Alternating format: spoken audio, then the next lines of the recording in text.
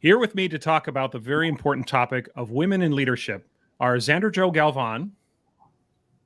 Hi there, everyone.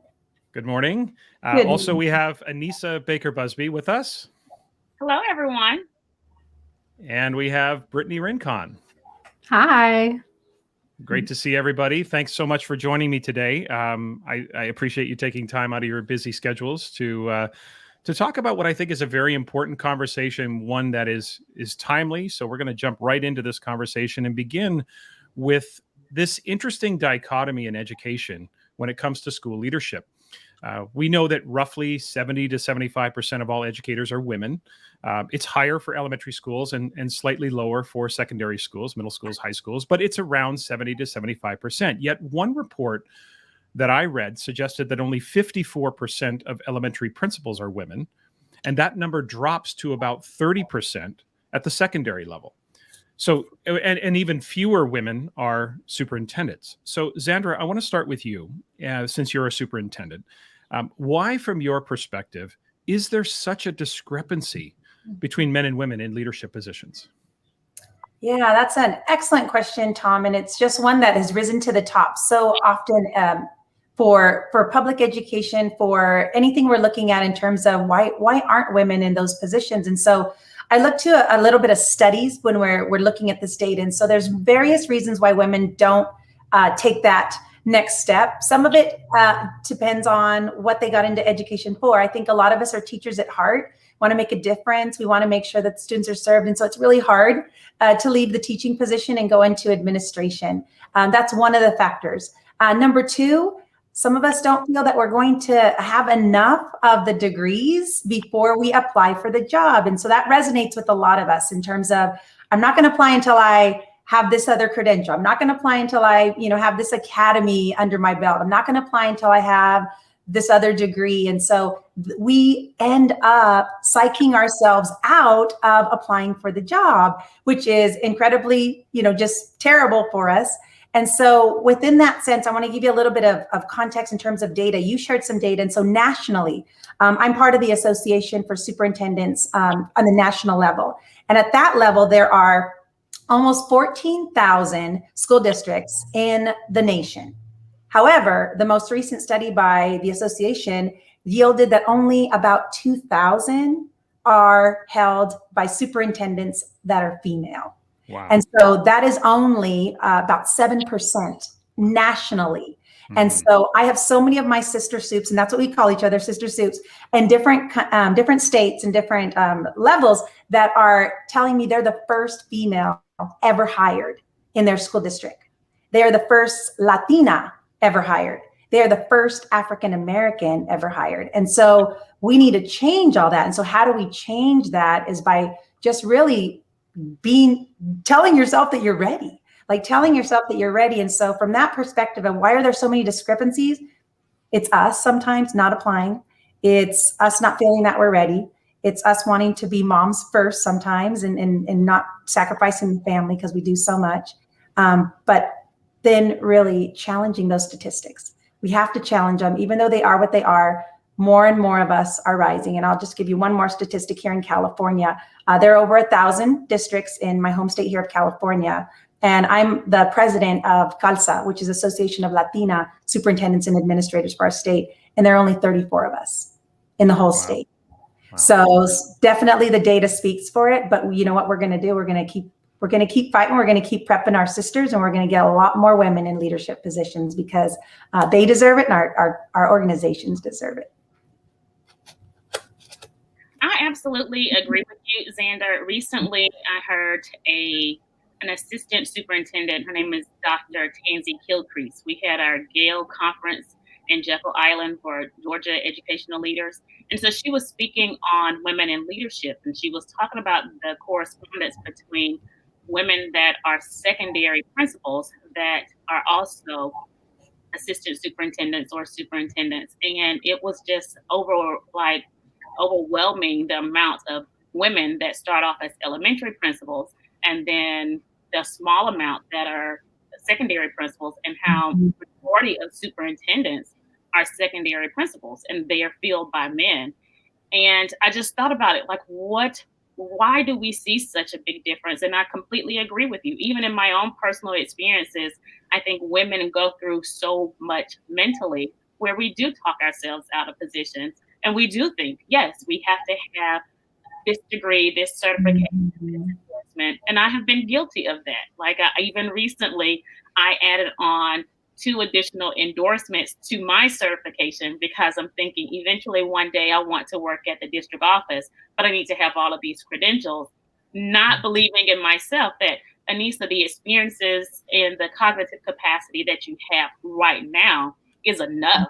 Just convincing yourself as a woman that you are enough. And then thinking about your family, I think we make decisions sometimes where we're saying, I need to be there for my kids, but not knowing that if we go ahead and take that leap, we will make a way to be there for our families and provide for our children and still be everything that superhero woman that we are. We're That's right. definitely superheroes and being able to do all of it. We do talk ourselves out of the next promotion when honestly we are naturally equipped to be leaders and handle all of it flawless. Mhm.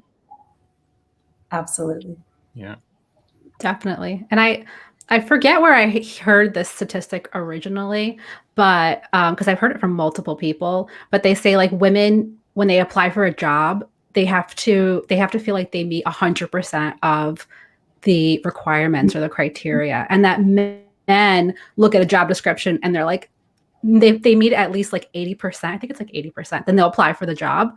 And I think like that kind of goes with what everyone else is saying is that like women feel like they have to have everything on the checklist before they even think about applying, let alone actually going for a position that they probably are qualified, if not overqualified for. So I think that also kind of adds to it. Like I often feel like maybe I should be overqualified for this position because then that means that I might actually have a chance. And I think that's really definitely like a mindset thing, a shift that we really need to start taking. Mm-hmm. So, Anissa, I want to come back to you because you talked a little bit about the the internal dialogue or the internal forces that women have that may be at play. I think there are a lot of things in society externally, and we're going to get to those and talk about some of the external forces that are preventing women, say, from rising into leadership positions. But internally, you talked a little bit about that internal dialogue or those internal sort of feelings we have. So can we talk a little bit more about that from your perspective? Do you think men and women really do? Brittany, you mentioned this as well a little bit. Do you think men and women approach leadership opportunities differently? And is that at least part of the discrepancy as to why in the end there are fewer women in leadership positions because fewer women maybe are applying? I'm not trying to dismiss the external forces, but there is something to be said for some of the internal dialogue or that internal conversation. Thoughts on that, Anissa? Yes, I even think about how we describe leadership. So I know many of us have attended professional learning and they're asked you to create or give an adjective that describes yourself or describes your leadership style. And I was reading an article, actually a book, that talked about the word ambitious and how when we hear ladies use the word or women use the word ambitious, they tend to think negatively about it and not think of it as being progressive or forward thinking, where that is a very good trait for men to say, "Oh, I'm very ambitious," or very progressive. I'm aggressive in trying to seek my next goal. Well, that doesn't necessarily flow very well when women describe themselves. So even just how we look at ourselves as far as leadership, describing the characteristics that we possess as a leader, I think that is different. Women tend to say, we are nurturers naturally, and we lean more on emotional intelligence. We describe that when we're talking about ourselves as a leader, where men tend to be very goal focused or work for focused, just like what Brittany said. They may meet 80% of the criteria and they're going for it. Where we as women will say, do we have everything? Like we'll look at the job description and we will look at the prerequisites. Often they even have preferred qualifications. And we will even look at the preferred qualifications to see if we meet that. Where I know plenty of my male colleagues completely disregard that because they will say to me, "Oh, that's their preferred." That's not necessarily what it takes to be there. Whereas we will look at that whole job description and internalize that to be, do we have to have all of these things to be there? I have even said to my friends or my peers, my colleagues, some of my mentees, that as women, especially women of color, we tend to have to work twice as hard to prove ourselves just so that we can have a seat at the table. Instead of saying, "Oh, I deserve this seat, I'm gonna take it." I think some men just pull up and sit at the table. They don't have all of those internal, should I sit there, should I not? They see a vacant seat, they go. We tend to analyze the entire situation internally. Like, these are conversations we're having with ourselves. And sometimes, and I have been guilty even recently, have talked myself out of jumping for, you can do this, you got it, and go for it, because I was actually looking at preferred qualifications. And I think something on there said secondary experience. And I was like, oh, I don't have a lot of that other than stuff I've done in PD, and didn't apply. That is definitely how, and I'm guilty of that. So these questions are right on time because that's real life. We actually experience these things. Yeah, that's interesting. And he says, as you were responding there, I'm thinking back to when I've applied for jobs and thinking about, reflecting on my own mental state and wondering if therein lies some of the difference. Because when I would look at a job, I would say, well, I don't have to be the best in the world. I only have to be better than everyone who's applied. I don't have to go up against this hypothetical super person who is out there. I just need to be the number one choice among those who submit their application. So Brittany, I'm wondering if that is part of the difference in terms of the internal dialogue and how maybe women approach the opportunities. Thoughts on that? Definitely. And I think a lot of the conversations that we have internally are also based around fear of change, fear of something new, fear of, even just from a social point, like, we're social beings. And when you leave your area of comfort from like a school that you feel really comfortable with and your peers to a situation where you don't know anyone, or where you might be one of the only women, one of the only people of color, one of the only, fill in the blank. And you have that internal dialogue with yourself. And it's like, is it worth it to put myself in this situation where it might not be ideal, or where it might not live up to this expectation that I've built up in my head? And then, all of that goes on, all of that fear goes on, the second guessing. Next, the job is closed. They found someone, they've moved on. And you're like, darn it, I didn't even put my hat in that ring, Yeah. And that happens a lot. I've seen it. I've been in that situation.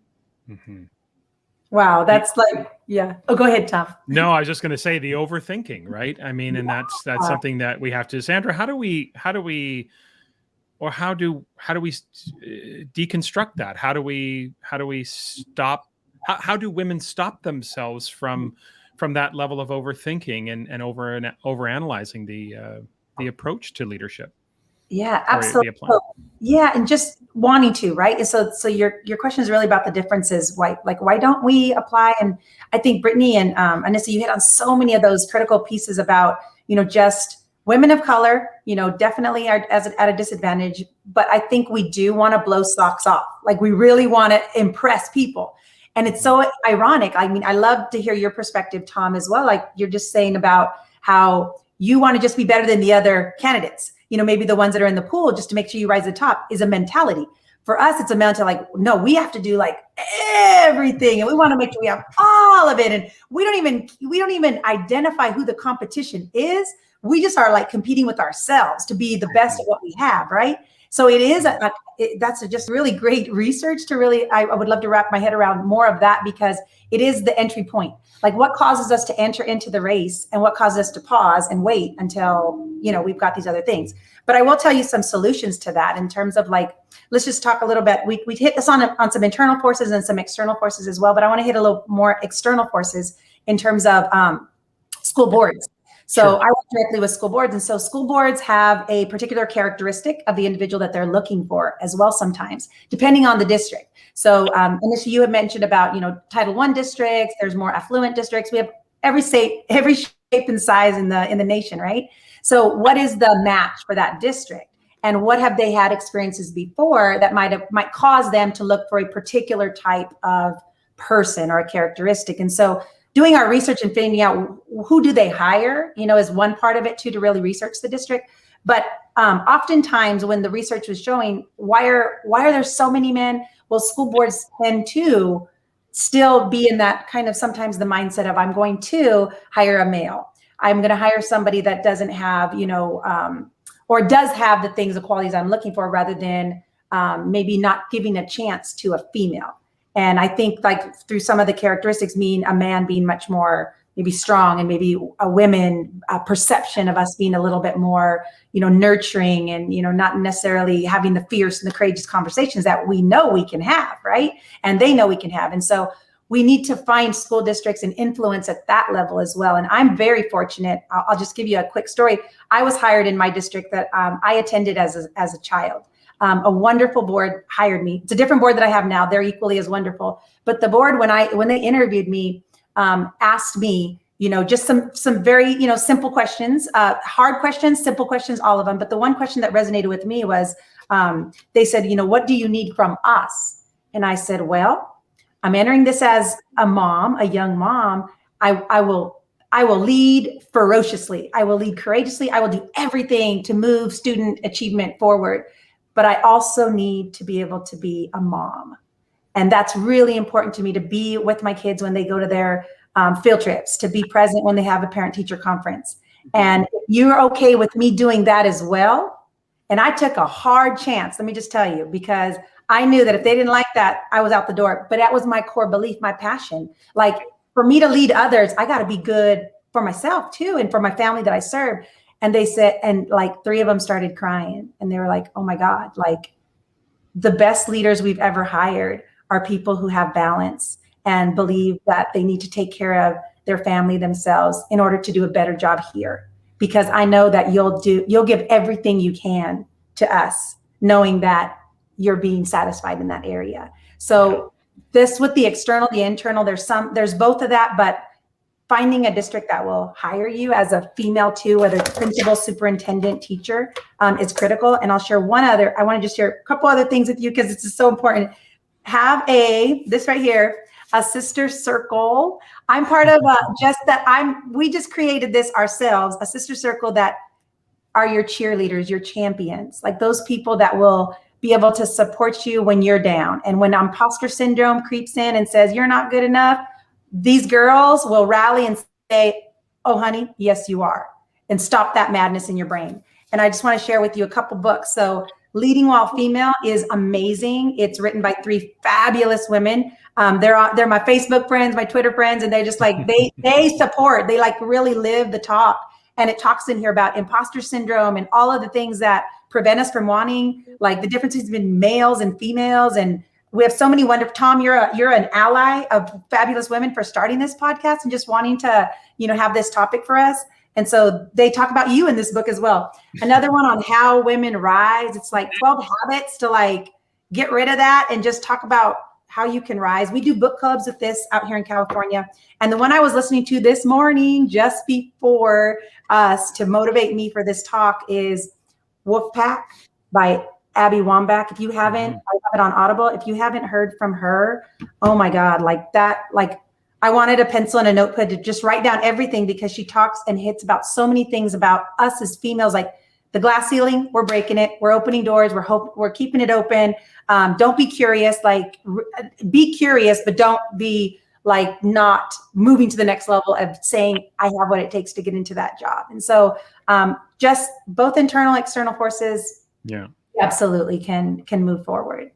It's your reference to balance, I think, is so critical, and that school districts have the courage to hire people under the idea of keeping balance in their lives. I know that, years ago, when I go back, 15, 20 years ago, when I still worked in the school system, there was still this kind of romanticized notion that you had to spend all weekend at the school, and that the longer you were and there was almost this competition amongst principals about who was at the school the longest on the weekend. And I just, personally was never impressed by that.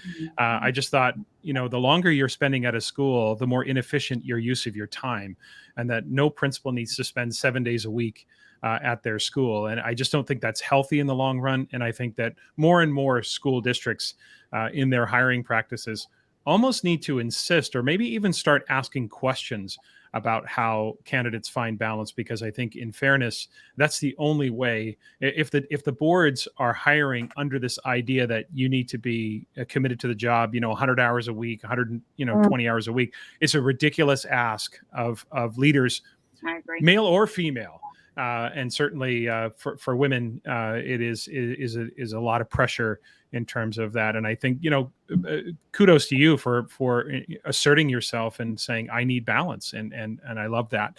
Brittany, I want to turn to you now, and I want to talk about teacher leadership, because, of course, it's one thing to be the principal or the superintendent, and like it or lump it, the superintendent or the principal, they have positional authority. Everybody knows who the boss is.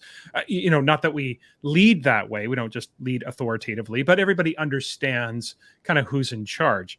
I want to ask a little bit about teacher leaders, being a department chair or simply being a teacher of influence, where you don't really have any positional authority, but you are someone of influence. So is it more challenging for women to be a leader amongst peers? And if so, why do you think that is? And if not, maybe set me straight on that question and just help me understand what it's like to be a leader of peers as a woman. I think there's two ways of looking at it, right? So there's the teacher who is of influence, like the unofficial teacher leaders. And, I find that those are the leaders who really don't realize that they're leaders, right? They are the teachers who are helping the teacher next door, or staying a little later to help someone figure out a lesson, giving them feedback, encouragement.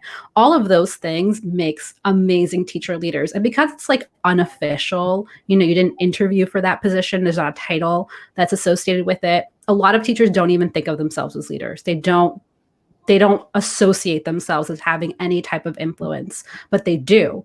Those are the teachers that are the most influential in the whole building, because those are the ones that everyone else goes to when they need help. And then, we have the official leaders who are like the department chairs. They're in charge of the grade level reps. And those are great as like a first step if you are thinking about entering leadership and you want to kind of test the waters and see if this is something you want to do. And I think it's a little challenging in the sense that, yes, you don't have like the quote unquote authority. Like, you still want to be one of your peers. You're still one of them, so to speak, right? But you're also aligned with administration and helping them kind of push their agenda forward. And I think that line sometimes is a little challenging for teachers, especially women, because they want to make everyone happy. We have this feel, we have to help everyone. We have to please everyone. And, struggling between like, well, I still want to be a teacher. I still want to align my values with I'm still in the classroom, but also helping administration at the same time.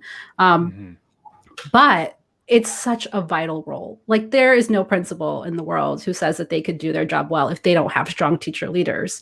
And you have to realize that the role is necessary. You're already doing it. You might as well wear the title proudly.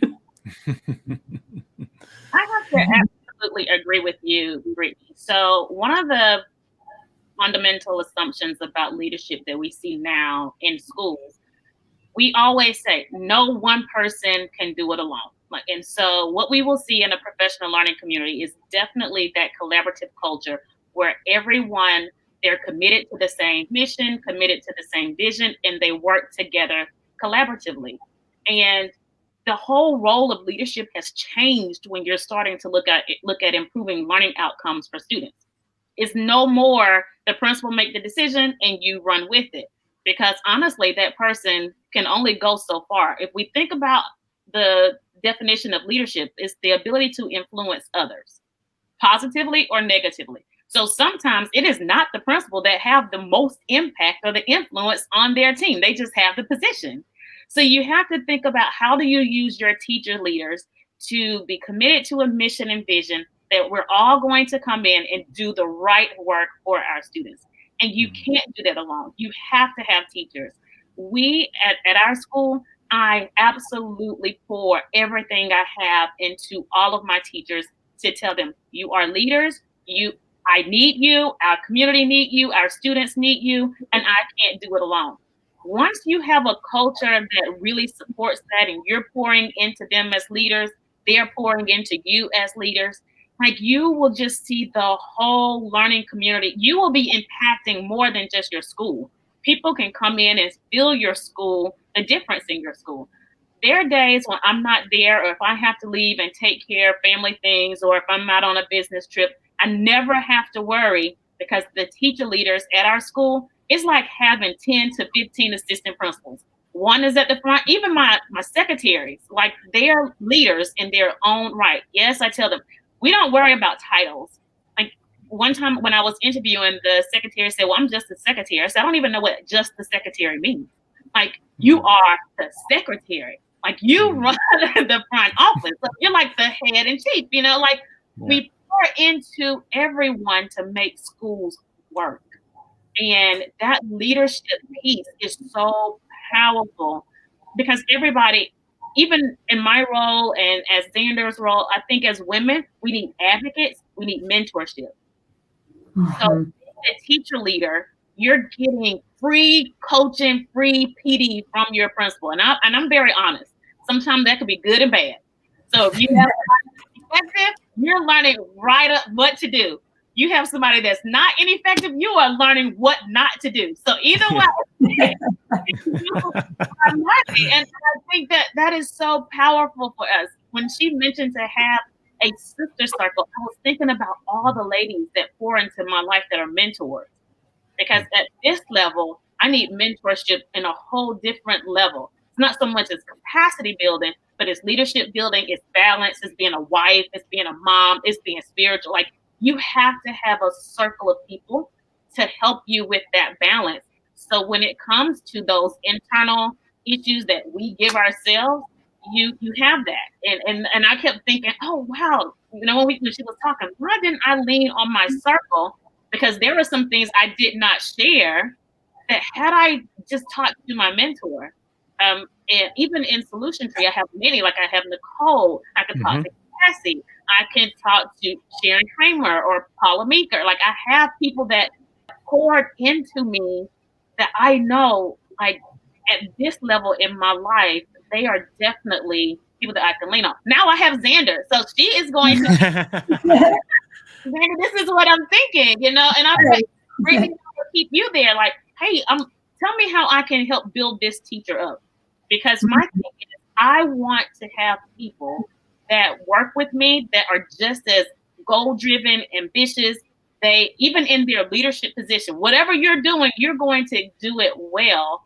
And we have to have teacher leaders. I think sometimes people downplay that role, but teacher leaders, they make your school work.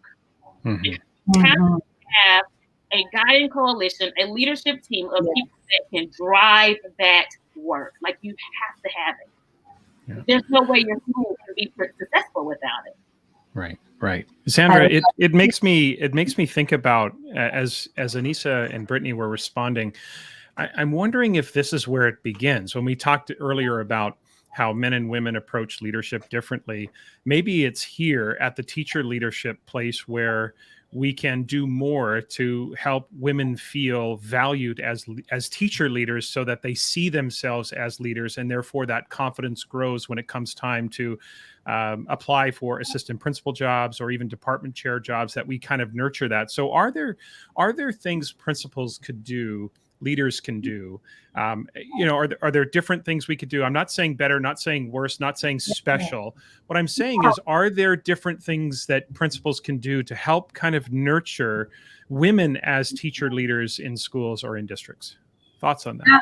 Oh, absolutely. And I just love both Brittany and Anissa's responses. Like, they're just so spot on, because absolutely, there's so many women within our organizations, and we know already statistically, you shared at the beginning, there are so many in elementary and then moving through to secondary, much more in elementary, absolutely. But we do see them throughout the teacher force. So how do we do that? So absolutely, as a principal, as a superintendent, as a leader, as a teacher on special assignment, how do we use just so much encouragement and uplifting and empowerment to show our female teachers that they absolutely have what it takes to step into that. And I'm going to go back to what Brittany said.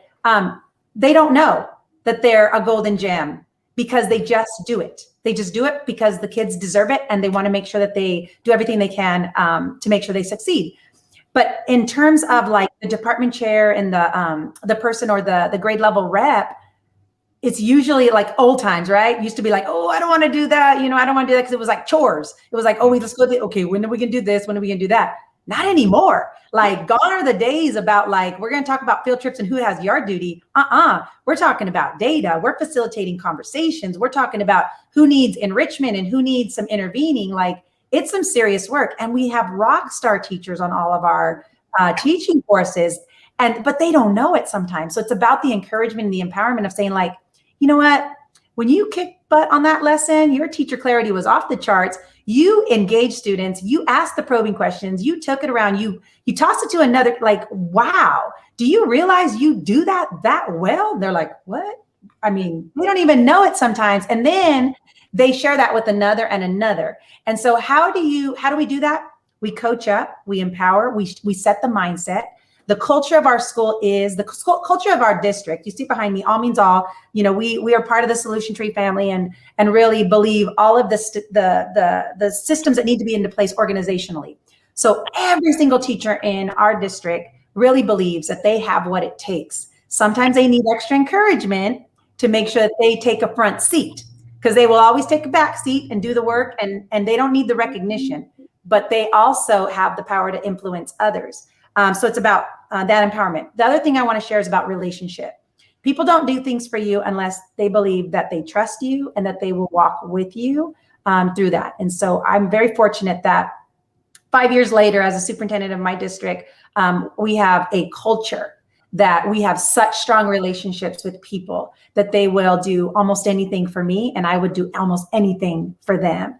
And that is when you know that you're moving your system forward and that women are in those positions where they are learning. And I showed you those books earlier. I'm going to do a book club with women leadership within our organization, because we have so many that just need that extra encouragement. And so why wouldn't we, right? And then men are invited too, because our men do have privilege, but our men also are allies. Our men are mentorship, and we have a lot of principals that will lean on our female leaders to make sure that they are able to share their wealth of their knowledge as they move forward. And so it is a collective responsibility of everyone. But the difference between power and authority too, just real quickly, is the authority is your title that's bestowed upon you by virtue of the name on your door, right? I'm a superintendent. Great.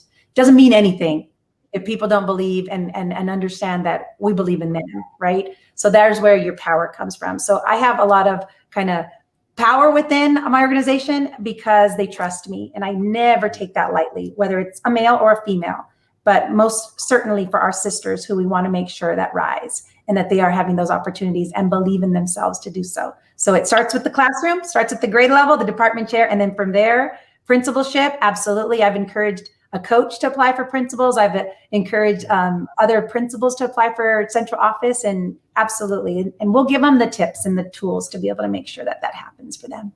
Right. Xandra, I want to stick with you here. Anissa, you brought this up earlier, but Xandra, I want to talk about ambition.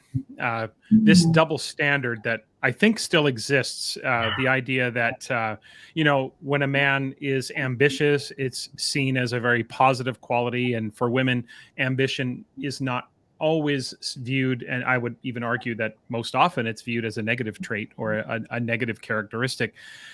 So I want to ask you directly, do you think that double standard still exists? And if so, more importantly, how do we get rid of that? How do we start as first as an education community, then maybe as a larger society? How do we get rid of this notion that somehow being ambitious as a woman is a negative character trait? That's an excellent question. And yes, the short answer is yes, it still exists. And through circles, you discover that when you talk to people about, oh, wow, are you sure you want to do that? You sure you want to do this? Yes, it exists. However, we can absolutely change the narrative, right? Change the narrative. Ambition is not a bad thing. Having passion and confidence and really wanting to support others is a fabulous thing to have. You do lead through that example. And so while we model for others that ambition means leading an organization phenomenally, leading a school with every single gem that you can find and making sure that students are at the forefront, like that's ambition. So when we define what that means and the evidence of implementation of that, so the confidence you have, the ambition you have, the collective responsibility to make sure that students succeed. Ambition means that we're going to help support you. We're going to help others to make sure that if you don't have that rock star lesson, if you're not sure how to lead a school, we're going to get you some people to help you. Like ambition is so many different things. So I think really just changing that narrative to define it as a really positive mindset, a Wonder Woman mindset. I'll tell you that too. We have jackets, we have, business cards. I've got everything out here in this. I'm gonna tell you, if I can walk over there, I've got a closet here in my office. There's a Wonder Woman jacket. Did you see the cuff I'm wearing? Yeah, that came from my sisters. Like we like, those are the kinds of things. So ambition is, this is all about women in leadership, so I can toot that horn. I want every woman to be ambitious, to just take it on, because our core values are kids. Our core values are scholars. Our core values is making sure that every kid has post-secondary success. We feel like our ambition has arrived at something when others are doing the best that they can be. This sign behind me, right? We rise by lifting others. Absolutely. Like when I feel confident about who I am is when I know I'm open doors for many others to continue this work even after me. Yeah. I find that to be so funny. And I brought up ambition. Recently, I got some feedback, and that was some of the terms that they used. The feedback said, well, Anissa, I know you're very ambitious, but so when you say but, you kind of refute anything that was said. Yeah. And I sat there and they asked, do you have any questions? And I said, no, I receive your feedback. And so I'm one of those people that have Post-it notes all over their mirror at home. I have it over my kids' mirror. Like when they get up, here's your positive affirmations. While you're brushing your teeth, you read these things, you pour into yourself. I came home that afternoon and I wrote another Post-it note for my vanity mirror. And it says, it is okay to be ambitious. And my note said, I am ambitious. And that means I go forth and it is okay for me to have goals. It is okay for me to influence others. It is okay for me to be assertive. It is okay for me as a woman to be confident in our practices. And you know what? It is more than okay. It is great. Like that is a phenomenal trait. And that we tend to say being ambitious, you're so goal driven.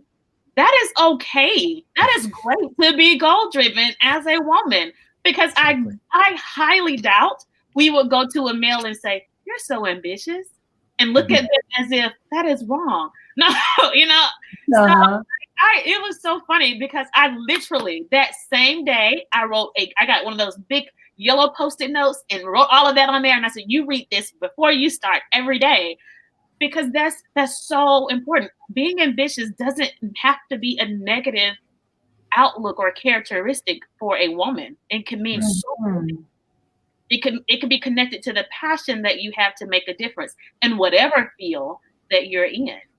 And I'm very passionate about that now. So that I ended up attending another PD this session. We had to change our front name on the Zoom for an adjective that describes you. That's what mine was. It was ambitious. Okay. It is definitely going to trip people out, because I'm telling you, I was like, if I am going to say this to myself and accept it, that it is okay to change the narrative for this word and own it. So now I will definitely, I think even I updated my resume and I put that word in there. Ambition is your middle name now, Anissa. It's when you see me talk, I might have on a shirt and it says ambitious with my Wonder Woman symbol. Love it. Brittany, your thoughts on, ambitious or ambition or aggressive, or, the way that women can often be characterized, which is a dichotomy with how men are characterized in terms of that word. It seems to be a double standard, seems to be loaded. Your thoughts on that? Yeah, I have like two big thoughts as like the conversation was unfolding. Like I also had an experience where I didn't get a position that I applied for, and the word ambitious came up. It's like, well, don't worry, you're ambitious. I'm sure you'll bounce back. And it made me feel like, well, well, I understand that. Yes, I'm going to continue and do my best, and hopefully something else pops up. But is that the reason why I didn't get this job? Because I will bounce back, because I am resilient, because I am goal oriented. So versus maybe someone else who wasn't, and this was like, their one shot, so that definitely was like a story of my own that was kind of like going through my head as the conversation was unfolding. But when we think of ambitious being a bad word, it's like, well, why is it a bad word? And I think as women, historically, we're taught to be okay and happy with where we are. You should be grateful and happy where you are with what you have. And if you're ambitious, it means that maybe there's something wrong with the current position that you're in. And that's not the case. They're not related at all. But that's definitely a story, that you hear or that you grow up with, or that, is in education. It's like, well, why are you being so ambitious to move into a different role? Are you not happy where you are? Like, let's dig into that. And that's a really interesting point. That's such an interesting point that you bring up, the idea that I never thought of it that way, that as a man, it's just about your, again, we keep using the word, your ambition to rise into leadership positions. It doesn't at all, I never think of it as a communicating a level of dissatisfaction with the position I'm holding. It's about aspiring to more. Whereas women are seen as being sort of, dissatisfied and not content with their place, if you will. And I'm using air quotes, their place in that. It's a really, really interesting point you bring up there, Brittany, about, so how do we change that, Brittany? How do we start to, other than, having a podcast like this and trying to make people more aware of it, how do we undercut this, and how do we begin to shape that narrative around the word ambition for women as well? I mean, I'm ready to get my Wonder Woman jacket out too. Like, but it's true. We all need to be in the sister circle, right? Yes. Okay. Yes. I think that's where it starts. I think we need to surround ourselves with people who are like-minded, and also feel like our ambition is not a negative trait. Our ambition is our positive trait, and it's what's going to push us to change the world. That's what we're all trying to do in education. Absolutely. And by surrounding ourselves by people who have similar values and goals, our voice becomes louder, and it's hard to ignore. And and as that happens, as it gets louder, things will change. That's personally why, like, I did start my podcast, like you mentioned, so that my thoughts, my voice is heard. And I find like-minded people who might not live down the street from me, or, attend the school where I teach. So I find educators who are on the same page. But it definitely, it's a struggle. And I just think it's something that you just can't sit back and just wait to happen on its own. Yeah, it's interesting you bring up finding your voice. Anissa, I want to turn to you and come back to this idea of the internal narratives. One of the articles I was reading in advance of the podcast we're doing here is it talked a lot about how women must sort of push through this internal barrier and find the confidence to express their ideas, and find the confidence to find their voices in leadership. So I want to drill down a little bit. We've talked a little bit about this already, but I want to maybe get a little bit more granular about the internal narrative about why do you think, and not to cast all women as a monolith. We know that there's lots of different personalities and lots of different variables, but why do you think women struggle to find their voices in leadership, and what can we do to help raise those voices and help validate those positions, the people, so that we can kind of change the conversation around women leadership, women in leadership? I think a lot of it have to do with the amount of confidence that we have in ourselves to assert that assertiveness, I should say, to even say it, or the belief that we have a seat at the table. Just that internal confidence that we have to tell ourselves, like, we deserve to be here. Our voice deserves to be heard. I think a lot of it is having advocates in positions to advocate for, hey, she is awesome. We should hear what she has to say, or what her idea, or she's doing wonderful things. Let's listen to her. I just feel like a lot of it we just got to have the confidence and someone to pour into us that we have the ability to make a difference and to say these things, and what we have to say is important. Mm-hmm. I know I have nieces, and I consistently pour into them that they are smart. You can do this. Go for it. You can tackle anything that you want to do as long as you believe in yourself. You believe what you say about yourself more than what other people say about you. So you have to pour into yourself the belief that you can do it. And it's hard because you will have those internal conversations, but you have to overpower that, and you have to be confident in what you have to say. And that takes a lot of just inside. You have to build it up. I know it sounds like, well, how do you do it? A lot of it comes from you just gaining the confidence. It's like riding a roller coaster. Mm-hmm. You keep telling yourself, oh my gosh, I'm not going to do it. I'm not going to do it. But you get up there, you put your seatbelt on, you lock yourself in, and you hold on to it, and you go for the ride. And when you're done, you're like, I did it. I did it. And it's the same way with building up the confidence to be able to speak, to be confident in what you're speaking about, and just go for it.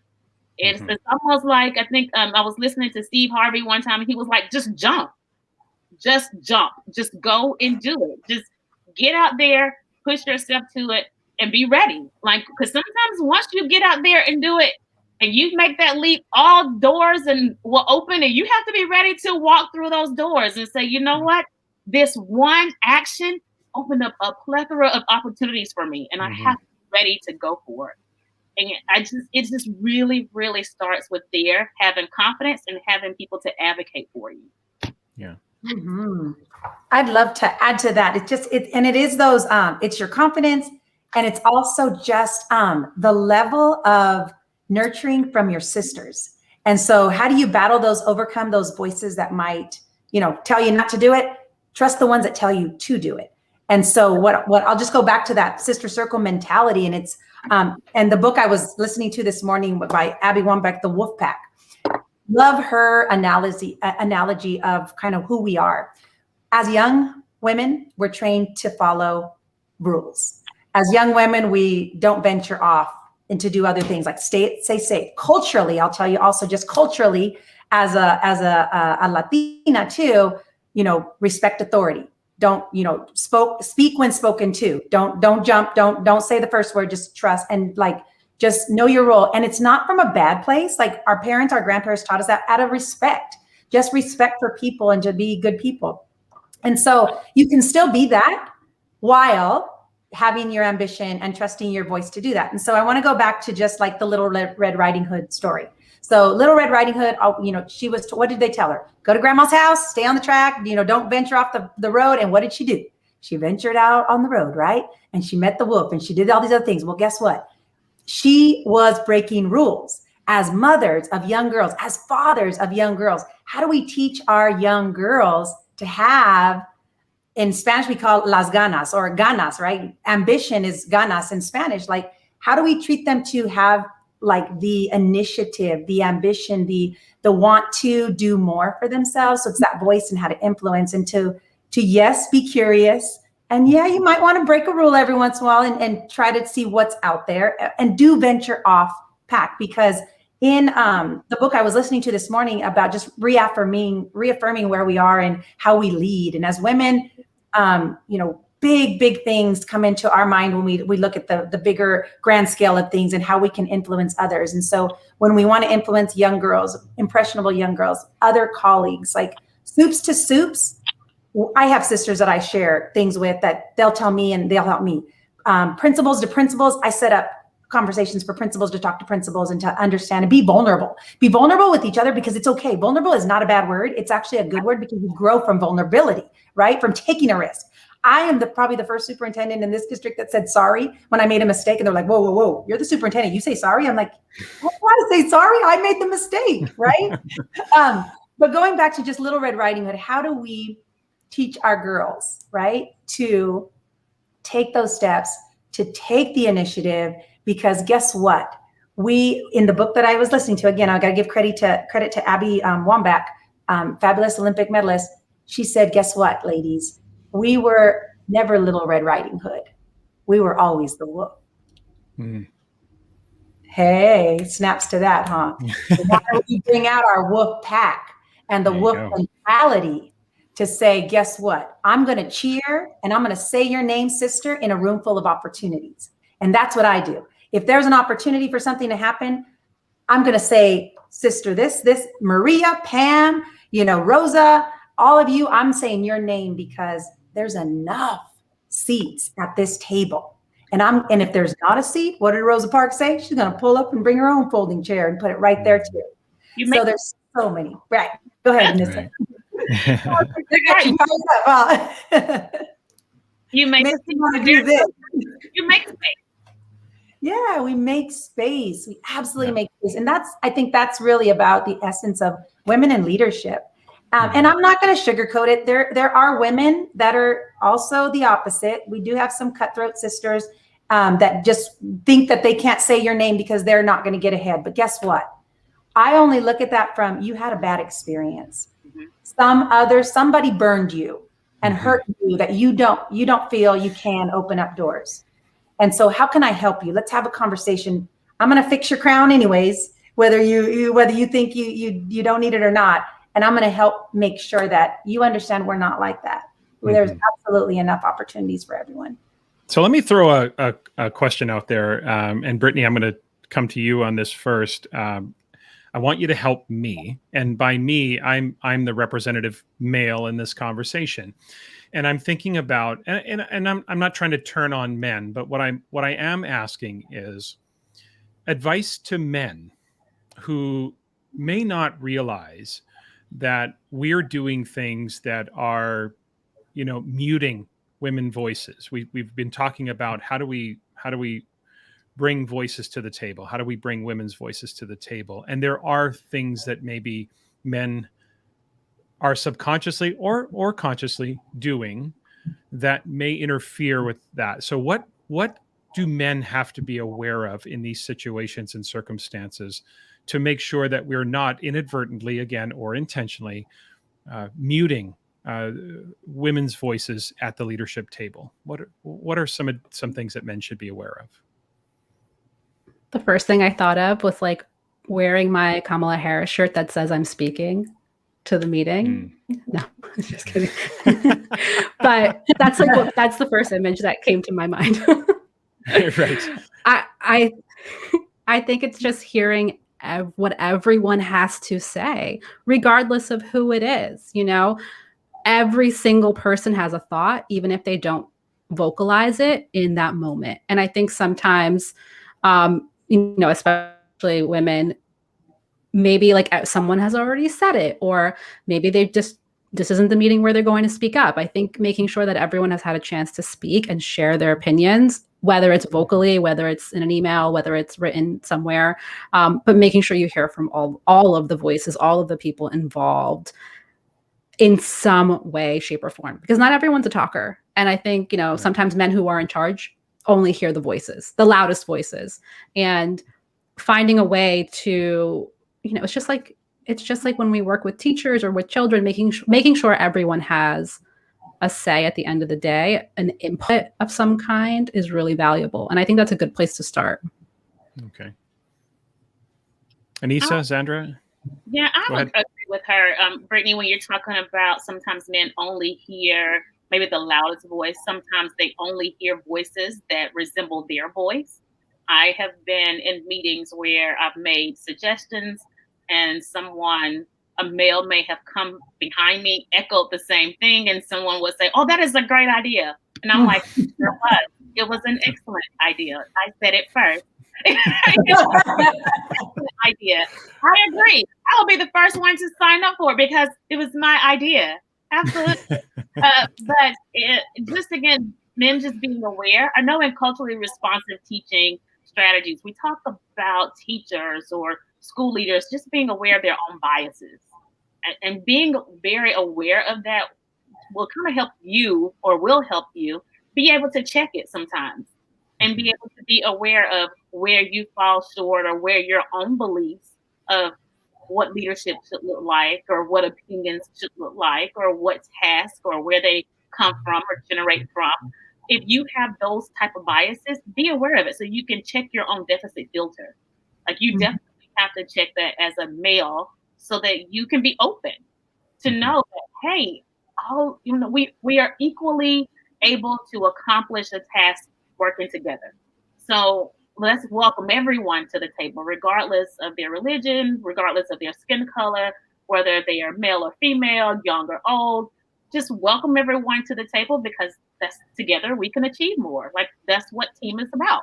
And it will definitely work if all of us can come to the table with an open mind, with open arms, to welcome everyone, all opinions, all ages, races, sex, gender, just welcoming them all and be ready to receive that. And I'd add just being willing to confront the behavior too. Like, if a male is being dismissive of a female in a setting, or not wanting to listen, or just saying, oh, that was a nice idea, or didn't give you credit for the idea, but somebody else gets credit immediately. It's culturally whatever they've grown up with or they've been part of that allows them to think that they can do that. And so how do you call out those behaviors and say, you know what, we don't do that here. We have some norms, some collective commitments that we all respect each other, and everyone has an equal seat at the table and comes to voice. And I'll say that in the sense of, like, I'll bring together lots of different groups. So I'll have teachers in there. I'll have our classified members. So like secretaries, administrators, and teachers all in the same room, and maybe even a board member. And I'll say everyone has an equal voice. So we're going to value everyone's opinion when they come to the table. That's our culture we built here. We have a collective responsibility to get to a really great solution with whatever this topic is. And your voice is as equally as important as your voice. And I say it at the beginning, so that no one thinks like, oh, okay, because there might be somebody with a master's degree and somebody with a high school diploma. I don't care. Ideas are ideas. And you sometimes might have a better idea because you're not, biased by all of the things that you've learned through other avenues. So I think setting it up that way for men, particularly if you're noticing that there are particular men that are a little bit more dismissive, then I'll call that out. Now, I can do that as the superintendent, right? When it was colleague to colleague, when I was a director and assistant soup with another colleague, I did it too. I don't do it in front of people ever. Right. I always pull them to the side and we have the conversation, and I bring awareness too. Are you aware that? Because if I don't, silence is permission to continue the behavior. And so I won't let them think, well, I said that and Xandra didn't say anything and she was there. And I never want that reputation out there. Like, I'm going to call it out when I see it. And there are times, you're right, where, just because you're calling something out doesn't mean it has to be public, doesn't mean it has to be confrontational, but bringing that to someone's attention is always important. I think often, especially if you do hold a position where you have positional authority, the power imbalance will bring an imbalanced perspective on that confrontation, and therefore we have to navigate that with a little bit of finesse. Now, before we get to some advice, I'm going to ask you for some advice for women who are aspiring into leadership roles. I want to talk about one final thing, and that is, and I think, Xandra, you brought this up earlier, this notion of imposter syndrome. Of course, we know imposter syndrome is this way of thinking that has you believing that you're not as competent as others believe them to be. So, Brittany, I want to come back to you. How real is imposter syndrome for women, especially when it comes to women in leadership? And again, how do we start to overcome that feeling, that sort of imposter syndrome? How do we bring that? How do we undercut that, I should say? How do we start to deconstruct that whole feeling that women often have? I think the first step is to realize that you're never going to overcome it. Like, it's not something that once you tackle one hurdle, let's say, that imposter syndrome goes away. It doesn't go away. It's something that, is a part of it's a part of life. Every time you try something new, you're going to be scared of that thing because it's new and you're going to worry like, am I good enough? Am I ready? Can I do this? And that's okay. And I think the biggest thing for women is to just be able to identify it, put a name to it, and say, oh no, this is just me having imposter syndrome, and once you kind of do that, it kind of like takes the fog away. And you start to realize, well, if that's what this is that I'm feeling right now, why am I feeling that way? And having that conversation, not just internally in your head, but with other people in your circle, right? The people around you, your mentor, people that you trust, and kind of walk through it out loud so it doesn't feel so like big bad wolf, so to speak. So that you really have to be able to name it. Like even for me, I feel it some days and I don't feel it other days. Some days I'm super confident in what I'm doing, and other days I'm like, did they pick the right person for this? Like, and that's okay. And when I start to doubt myself and my abilities and my credentials or whatever, I just come back to this idea that why am I feeling this way? And it really is fear. It's fear of failure, feel of not living up to this made up expectation that you have in your head for what you want to accomplish. But I think it's not realistic for us to say that it's just going to go away. Like imposter syndrome is going to go away. It's something we can kind of overcome, check off the box, and move on with our lives and be super confident. Like that's just not a realistic expectation. I think we have to be able to name it is like the first step. Like identify that there's a problem and put a term to it. And I think that's why I love that, I never heard of imposter syndrome maybe a couple of years ago. And once I heard what the term was, it was like a light bulb, like, oh my goodness, that's the feeling that I get when I'm too scared to do something. And ever since I kind of learned about it, I now use the term more often, and it's helped me do things scared. And I think that's really what we want. We want to be able to still do things, still push forward, even when we're scared. That idea of awareness, you make me think of so often when you become aware of your thoughts and feelings. So I'm thinking about times when you're upset, you're angry, and then you almost look at yourself as in third person and you realize how angry you are. The anger often dissipates. You often are able to put things in perspective once you realize, wow, I'm really upset right now. Suddenly you're not in the midst of it. You're actually naming it and noticing it. And it reminds you of that. Anissa, is that part of how we maybe not overcome it and rid ourselves of it, but how do we compartmentalize it, recognize that it's there, but still have the courage to move forward? Is that part of the strategy? I think what happens as adults, we go through experiences and we collect all of these responses. So we have a toolbox or a toolkit. So when we get upset or when we face fear, we have tools in our toolbox that we can kind of, okay, I can identify this. This is what I've used before. And, our brain have natural ways like, okay, we've experienced this before. So we know like a response. So I think that's why we are able to, when our brain is hijacked, we are able to calm ourselves down a little bit faster than students or children who experience those emotional hijacks. So when we are looking at the imposter syndrome, and she said it may not ever go away, but what we do, the strategies that we use to overcome it, once we know it, we identify it, and we say, okay, you're going down this hole again. So you have intentional conversations with yourself to bring yourself out of it. You have to say, no, there you go. Like the brain is a negative muscle. It will spiral out of control. Like all of a sudden you think you can do something, and all of a sudden you have all of these reasons why. You have to be able to be aware, like, oh, there you go again. Stop it. And be able to overcome it with positive talk to yourself. That is more difficult than what I'm making it out to be, but you have to train your brain to think positive. You have to train your brain to know once you're experiencing this imposter syndrome, you got to overcome it. You have to stop it. And I do that. Like, it's almost when we experience negative encounters. I don't know about you guys. Sometimes I can have an argument with someone or a disagreement, and I play that conversation over in my head, thinking about, did I respond right? Or, did I say this? Or was I wrong? I mean, the conversation is over. Like I'm driving home and I'm still thinking about it. Or I'm brushing my teeth, I'm still thinking about it. So, or maybe I should have said, if this happens again, I'm going to say, or I'm going to smooth it over. Like, I'm having this whole internal dialogue with myself about a conversation that happened now 2 days ago. So I think when we get to the point of noticing that we're having this imposter syndrome, having that positive talk to ourselves to overcome it and talk about the tools that we have, the people that we can lean on. I love the sister circle. I love having mentors. I love having advocates, because once I start getting there, I know I need to call someone really quickly. If I can't pull myself out of it, I have to call someone else to give me what I need to help. And that's okay, to notice that it's okay to lean on people. I think for so long we thought we had to do it all ourselves, so we were very private.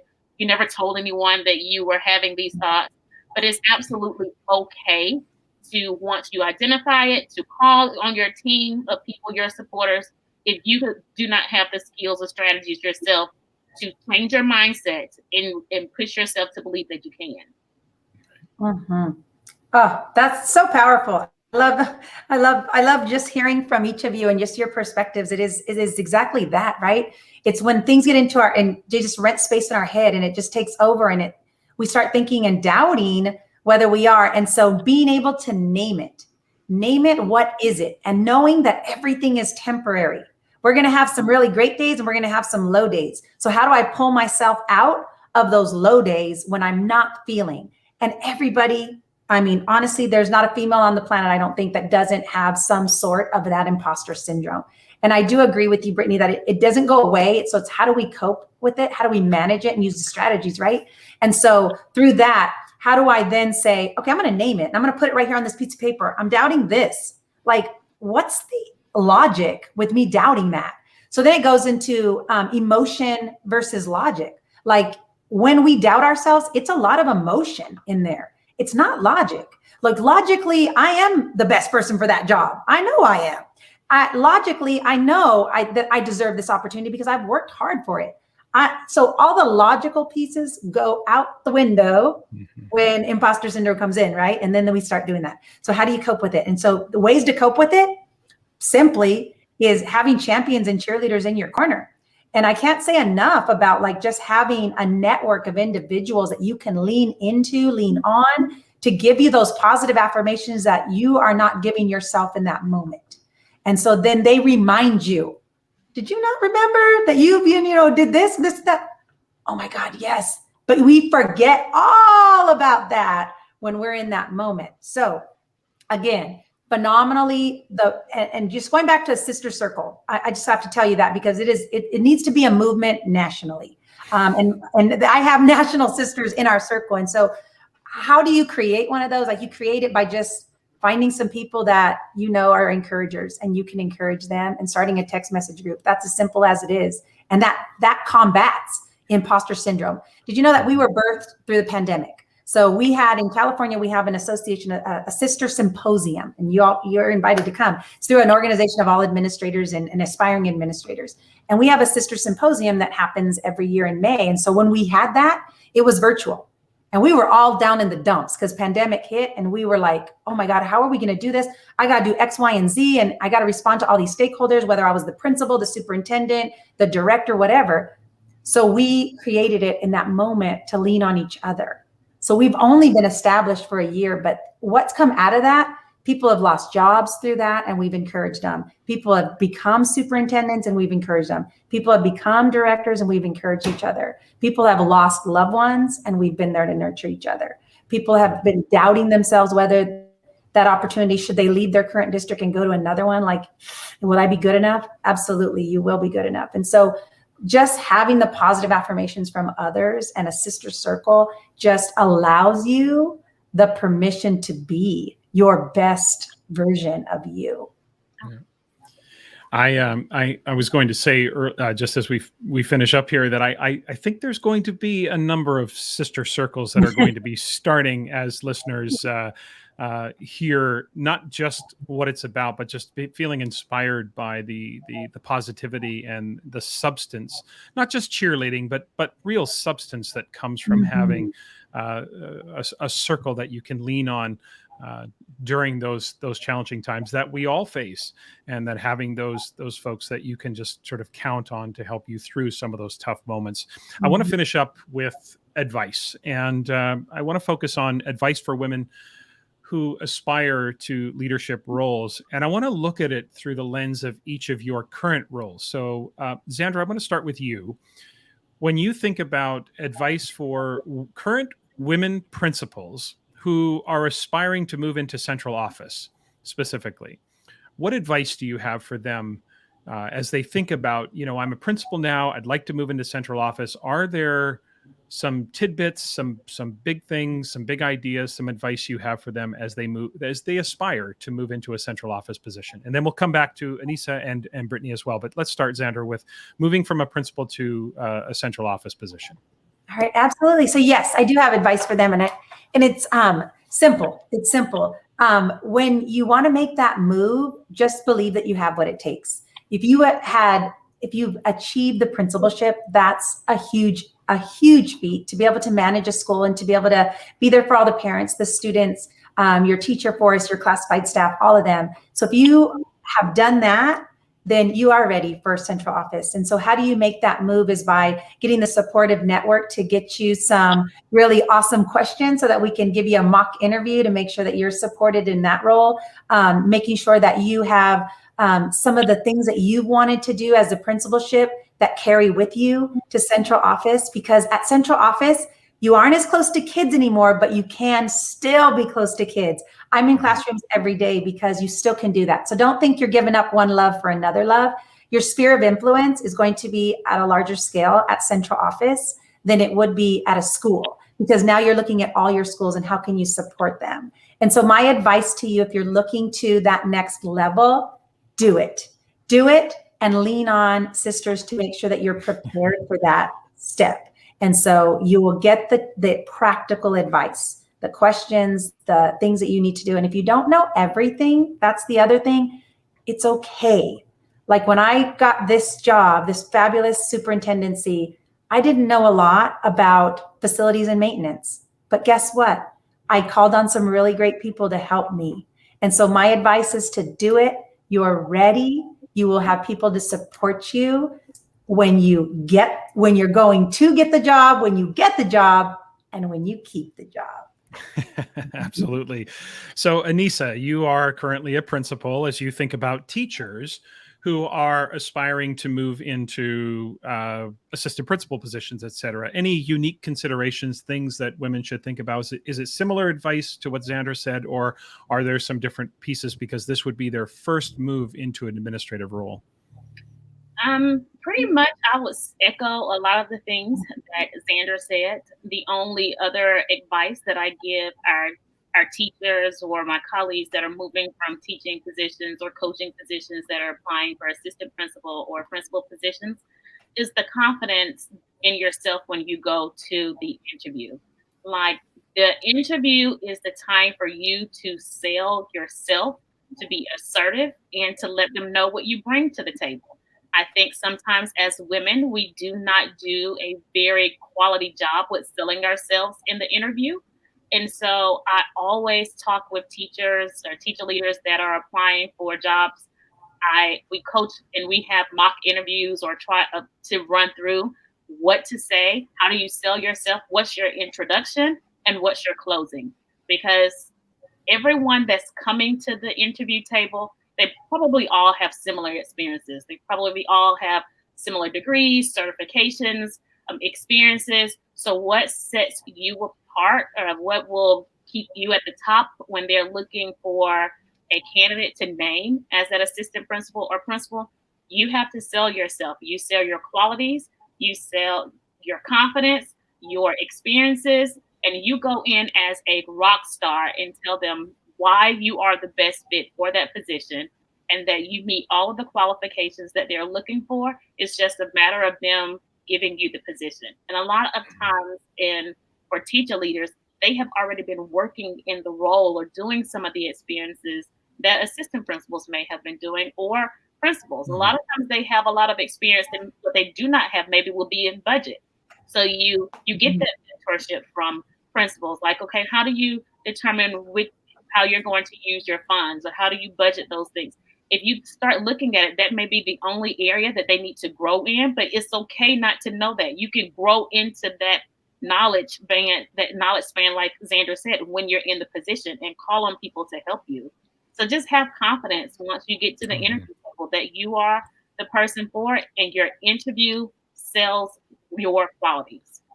Excellent. Excellent advice. Brittany, I want to turn to you finally and ask you, classroom teachers feeling like they want to emerge as teacher leaders, what advice, nuances, different considerations do you have for women classroom teachers who are now wanting to take their first steps into leadership?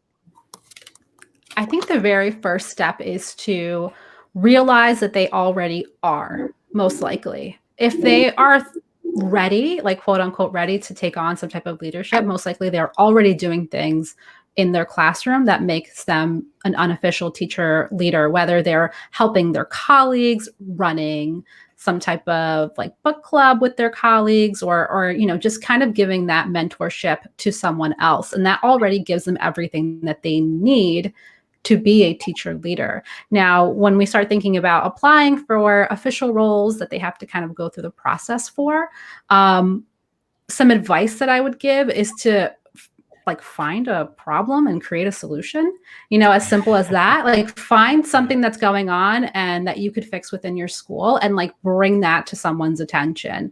Have a conversation with your principal and say, I've been doing these things, I'm ready to take on a little bit more responsibility. Is there anything else that I could help you with?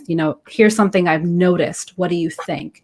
And kind of having that open discussion so that, not only are you doing the teacher leader things, but that you've had a conversation so that, your principal is aware that these are your aspirations. This is something that you're working towards. But it really comes down to a mindset shift. A lot of teachers are already doing these things, but they do not think of themselves as leaders. I had someone on my podcast who was running professional development for her whole school when COVID happened and they had to switch to online learning, and she still didn't think of herself as a leader. And, being able to own up to it, saying I am a leader, I'm doing these things, having that confidence is really the first step. So it's kind of the easiest and the hardest all in one, because you don't need anything special. You don't need to get another degree. It's more of a mindset shift, which is the hardest thing to do, is to change your mindset to really be okay and step into that role and do it confidently. But definitely, if you're thinking about leadership in the future as well, teacher leader is the first step. And even if you're not thinking about anything past being a teacher leader, what are ways that you could really be a leader in the current position that you have if you want to stay a classroom teacher? Because there's so many different things that teachers can do without necessarily leaving the classroom to be that teacher leader, to help not only the teachers in their own communities, but also teachers, everywhere. Being online nowadays, you have the ability to change so many other teachers' lives. There's so much more opportunity and potential out there to really put on that leadership hat. This has been a fascinating conversation, and certainly listeners, as you've heard through the entire episode, we have three powerhouse women here giving great advice on not just how to aspire into leadership, but how to handle the position and how to begin to assert your voice and begin to bring that voice to the table and believe in yourself as leaders. And we have to continue to support that narrative throughout education. Xandra, Anissa, Brittany, I can't thank you enough for joining me today. Thank you. Thank you. Thank you for having us. It was great.